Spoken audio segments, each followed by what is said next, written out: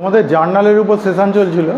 আজকে জার্নালেরই আমরা ক্লাস করব যে জার্নালগুলো যখন জিএসটি দিয়ে থাকবে তখন তার জার্নাল এন্ট্রি কী করবে, সেইগুলোকে পোস্টিং কিভাবে করবে সেইগুলো আজকে শেখাবো।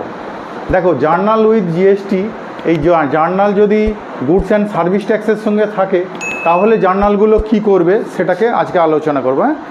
এখানে তোমরা গুডস অ্যান্ড সার্ভিস যে ট্যাক্স আছে সেই গুডস অ্যান্ড সার্ভিস ট্যাক্স জার্নালের সঙ্গে ইনক্লুড করার আগে তোমাদের আগে শিখতে হবে যে গুডস অ্যান্ড সার্ভিস ট্যাক্স কী সেটা তো জানতে হবে। আগে দেখো, গুডস অ্যান্ড সার্ভিস ট্যাক্স কাকে বলে একটু বলে দিই। যে আমাদের আগে দেশের মধ্যে কিন্তু গুডস অ্যান্ড সার্ভিস ট্যাক্স ছিল না, এটা 2017, এই 2017 থেকে গুডস অ্যান্ড সার্ভিস ট্যাক্স চালু হয়েছে। এই গুডস অ্যান্ড সার্ভিস ট্যাক্স চালু হওয়ার আগে কিন্তু ছিল দেখবে ভ্যালু অ্যাডেড ট্যাক্স, যেটাকে আমরা বলতাম ভ্যাট, আর সেন্ট্রাল সেল ট্যাক্স, আর সেন্ট্রাল গভর্নমেন্ট একটা সেল ট্যাক্স চাপাতো। তাহলে এই সেন্ট্রাল সেল ট্যাক্স আর ভ্যালু অ্যাডেড ট্যাক্সটা চাপাতো রাজ্য সরকার। এই দুটো ট্যাক্স মিলিয়ে একটা গুডস অ্যান্ড সার্ভিসের উপর টোটাল ট্যাক্স চাপতো। এর ফলে অসুবিধা হতো কি? অসুবিধা হতো আমাদের, ধরো কোনো গুডসের উপর দেখা যেত যে সেন্ট্রাল সেল ট্যাক্সটা সমস্ত স্টেটেই একই ধরনের বা একই রেট, কিন্তু যখন ওই ভ্যালু অ্যাডেড ট্যাক্সটা যে কোনো স্টেট চাপাতো সে তার ইচ্ছা মতো ভ্যালু অ্যাডেড ট্যাক্স গুডসের উপর ভিন্ন ভিন্ন তারা ট্যাক্সের রেট চাপাতো, ভিন্ন ভিন্ন রেটে ট্যাক্স চাপাতো। এর ফলে হতো কি, একটা গুডস, ধরো তুমি ক্যাননের একটা ক্যামেরা কিনছো, ক্যাননের ক্যামেরাটা তুমি যখন দিল্লি থেকে কিনছো তার এক দাম, যখন ওয়েস্ট বেঙ্গল থেকে কিনছো তার আর এক দাম, কারণ ওয়েস্ট বেঙ্গল ভ্যালু অ্যাডেড ট্যাক্সের রেটটা যেটা নিচ্ছে দিল্লি গভর্নমেন্ট হয়তো তার থেকে অনেক কম নিচ্ছে। এর ফলে দামের একই গুডসের দামের হেরাফেরি হয়ে যেত। একটা ধরো সাপোজ তুমি কম্পিউটার কিনছো, তার হয়তো মনিটরটা কিনছো, তার মনিটরটা তুমি স্যামসাংয়ের কিনেছো, সেটা দিল্লি থেকে কিনেছো এক দাম, আর এখানে ওয়েস্ট বেঙ্গল থেকে কিনছো আর এক দাম। এই যে ভ্যারি করতো, এর ফলে একটা বিশাল প্রবলেম হতো। প্রত্যেকটা রাজ্যে একই গুডসের একই কোম্পানির তার গুডসের ভ্যালুটা বা দামটা ভিন্ন ভিন্ন। এর ফলে এই যে প্রবলেমটাকে দূর করার জন্য তারপরে কি হয় বলো তো, রাজ্য সরকার নিজের যখন ক্রাইসিস হয় সে গুডস অ্যান্ড সার্ভিসের উপর একটা বিশাল পরিমাণে ট্যাক্স চাপিয়ে দেয়, সেখান থেকে যাতে সে রেভিনিউ বেশি আর্ন করতে পারে। তো এর ফলে হয় কি, সেই রাজ্যের জনসাধারণ যারা আছে তারা কি হয়, তারা সেখানে সাফার করে। তো এই প্রবলেমটাকে দূর করার জন্য 2017 সালে প্রথম ঠিক করা হলো যে একই রকম ট্যাক্স গুডস অ্যান্ড সার্ভিসের উপর চাপানো হবে। সমস্ত ভারতবর্ষে যত স্টেট আছে একই ট্যাক্স, একই গুডসের উপর একই ট্যাক্স চাপাতে বাধ্য থাকবে। সেখানে ট্যাক্সের স্ল্যাব করা হলো। বিভিন্ন ট্যাক্সের স্ল্যাব যেগুলো আছে তার মধ্যে 0% আছে। কিছু গুডস যেগুলো নিত্য প্রয়োজনীয় সেগুলোকে ট্যাক্সের আওতার বাইরে রাখা হলো, তার উপর পার্সেন্টেজ দেওয়া হলো 0%। তারপরে কিছু গুডস আছে তার উপর 5%, কিছু গুডস আছে তার উপর 12%, কিছু গুডস আছে 18%, ম্যাক্সিমাম 28%। এরকম একটা রেট চাপানো হলো এবং ঠিক হলো যে জিএসটিতে যা কালেকশন হবে, যে স্টেট এর সঙ্গে ইনভলভ থাকবে সেই স্টেট পাবে 50% আর সেন্ট্রাল গভর্নমেন্ট পাবে 50%। এই জিএসটিটা এইভাবে ভাগ হবে। তাহলে ওই ভ্যালু অ্যাডেড ট্যাক্সও থাকবে না আর সেন্ট্রাল সেল ট্যাক্সও থাকবে না।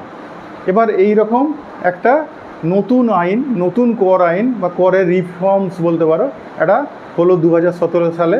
সেখান থেকে জিএসটির যাত্রা শুরু। তারপরে এই আজকে ধরো 2026 এসে গেছে, 26 পর্যন্ত এই জিএসটি চলছে। তার মধ্যে অনেকবার অ্যামেন্ড হয়েছে। বিভিন্ন এর যেগুলো লুপহোলস আছে, যেগুলো লিকেজ আছে, সেই লিকেজগুলোকে দূর করার জন্য বারবার অ্যামেন্ড করা হয়েছে। অ্যামেন্ড করে করে আজকে এই রিসেন্ট তোমরা জিএসটি যেটা দেখছো, এই জিএসটিতে আজকে পৌঁছেছে জিএসটি। এবার এই জিএসটি যখন চার্জ করা হয়, গুডস অ্যান্ড সার্ভিসের উপর ট্যাক্স চাপানো হয়। যে গুডস অ্যান্ড সার্ভিস যেগুলো প্রোভাইড করছে কেউ বা তুমি রিসিভ করছো তার উপর ট্যাক্স চাপাবে। এবার ট্যাক্স কে চাপাবে আর কে পেমেন্ট করবে আর কার জন্য পেমেন্ট করবে বা কার জন্য কালেকশান করবে কেউ? দেখো, গুডস অ্যান্ড সার্ভিস ট্যাক্স পুরোটাই বলছি কাদের? গভর্নমেন্টের। তাহলে এখানে যে রিসিভার সে কিন্তু রিসিভ করবে ট্যাক্স কার হয়ে? গভর্নমেন্টের হয়ে। তাহলে গভর্নমেন্টের হয়ে ট্যাক্সটা রিসিভ করবে কোনো গুডসের উপর।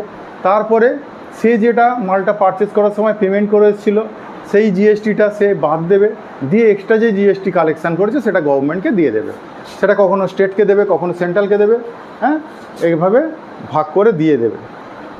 এইবারে দেখো, আমাদের এই গুডস অ্যান্ড সার্ভিস ট্যাক্স যেটা আছে, এই গুডস অ্যান্ড সার্ভিস ট্যাক্সকে আমরা মোটামুটি 4টে ক্যাটাগরিতে ভাগ করি। এই 4টে ক্যাটাগরি কী কী? দেখো, 4টে ক্যাটাগরি বলা হয়েছে। 1 number CGST, SGST, 1 number CGST, 2 number SGST, 3 number IGST, 4 number UTGST. বলবে সিজিএসটি কি? সিজিএসটির ফুল ফর্ম হচ্ছে central goods and service tax.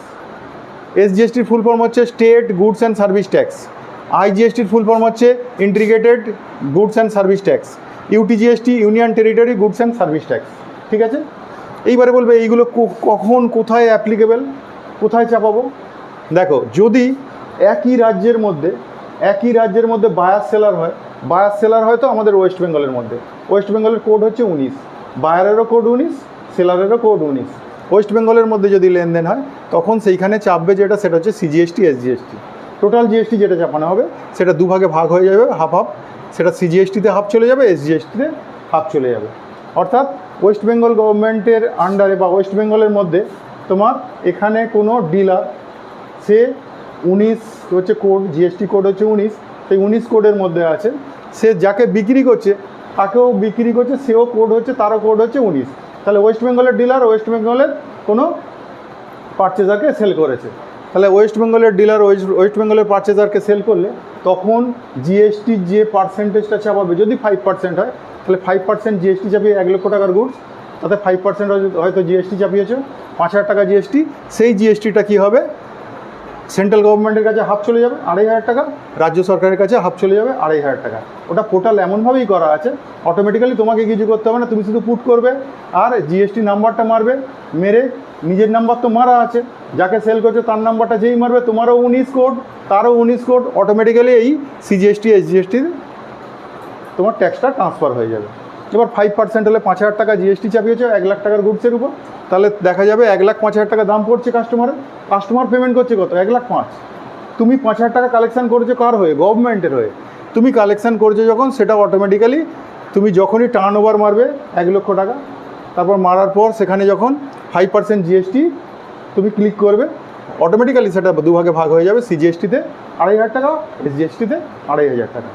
এবার এইটা তাহলে কখন হয়, যদি ইন্ট্রা স্টেট ট্রানজ্যাকশান হয়, স্টেটের মধ্যেই, একই স্টেটের মধ্যে যদি তোমার গুডস অ্যান্ড সার্ভিস ট্যাক্সটা চাপানো হয় একই স্টেটের কাস্টমারকে, তাহলে সেখানে ওই সিজিএসটি আইজিএসটি অ্যাপ্লাই হবে। বোঝা গেল? তাহলে একই রাজ্যের মধ্যে আমরা যদি কেনাবেচা করি, তাহলে একই রাজ্যের মধ্যে কেনাবেচা করলে তখন আমাদের জিএসটিটা যে দুটো চাপবে সেটা হচ্ছে সিজিএসটি এসজিএসটি। জিএসটিটা দুভাগে ভাগ হয়ে যাবে, হাফ চলে যাবে সিজিএসটিতে, হাফ চলে যাবে এসজিএসটিতে। তাহলে বোঝা গেল?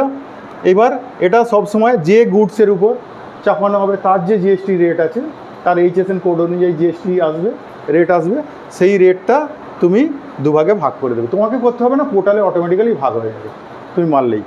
মানে যখনই তুমি কম্পিউটারে টার্ন ওভার ক্লিক করবে, টার্ন ওভার ক্লিক করার পর তোমাকে অপশান দেবে জিএসটি রেটটা তুমি ক্লিক করো।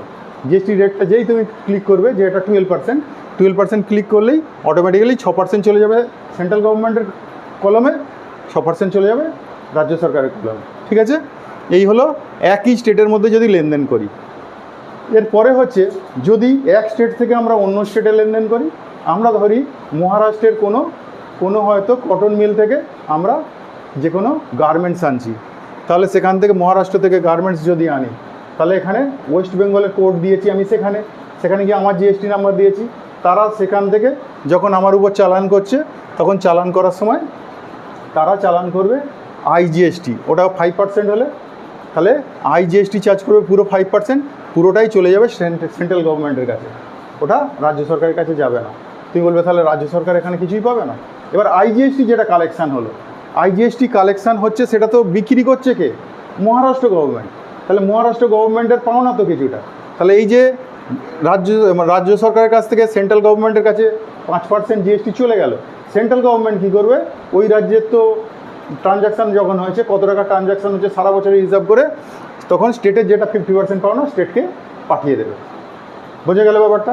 তাহলে যখন অ্যাকচুয়ালি কিন্তু সেলার কালেকশান করেছে, তাহলে সেলার কালেকশান করলে পাওনা কার, সেলারের জিএসটিটা।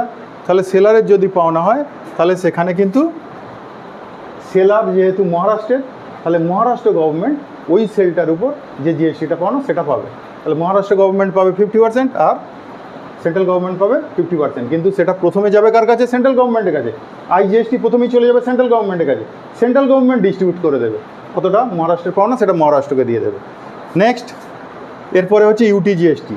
এবার দেখবে ভারতবর্ষের আমাদের কিছু কিছু স্টেট আছে যেগুলো হচ্ছে কেন্দ্রশাসিত অঞ্চল বা ইউনিয়ন টেরিটরি বলি, সেই কেন্দ্রশাসিত অঞ্চলগুলোয় যদি গুডস অ্যান্ড সার্ভিস সেল হয়, পারচেজ হয় বা হস্তান্তর হয়, তাহলে সেইখানে যে জিএসটিটা চাপানো হয় সেটাকে বলা হয় ইউটি জিএসটি।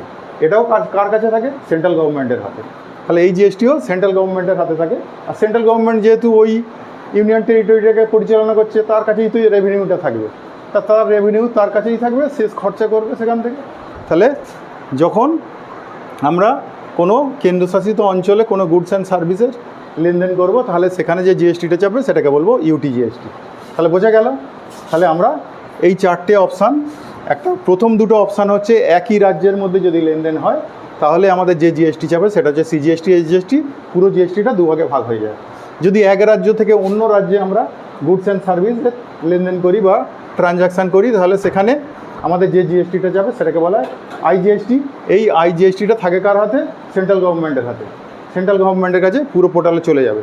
তারপর রাজ্যকে কতটা, রাজ্যের কতটা পাওনা, সেটা রাজ্যের পাওনাটা হিসাব করে পরে সেন্ট্রাল গভর্নমেন্ট দিয়ে দেয়। আর যেগুলো কেন্দ্রশাসিত অঞ্চল, সেখানে যদি এই গুডস অ্যান্ড সার্ভিসের কোনো লেনদেন হয়, তাহলে সেখানে লেনদেন হলে আমাদের যে জিএসটি চাপে সেটাকে বলি ইউটি জিএসটি। এটাও থাকে কেন্দ্রীয় সরকারের হাতে। তাহলে বোঝা গেল। তাহলে এখন জিএসটির এই ইন্ট্রোডাকশান আমি দিলাম আজকে। এই ইন্ট্রোডাকশানের পর আমি পরের আমার ক্লাসে আমি জার্নাল কী করে করবে তোমরা যখন জিএসটি থাকবে গুডসের উপর, সেই জার্নালগুলো করে দেখাবো। পারচেসের উপর কীভাবে হয়, সেলসের উপর কীভাবে হয়, এগুলো করে দেখাবো পরপর। তারপরে ওখানে আলোচনা করব আমি কোন ট্রানজাকশানের উপর জিএসটি আছে, কোন ট্রানজাকশানগুলো জিএসটি ফ্রি, সেগুলোকে আলাদাভাবে কীভাবে রাখবো, হ্যাঁ, সেইগুলো কীভাবে করব, এগুলো দেখাবো পরের ক্লাসে। পরের ক্লাসে আবার দেখা হচ্ছে। আজকের মতো এটুকু, টাটা।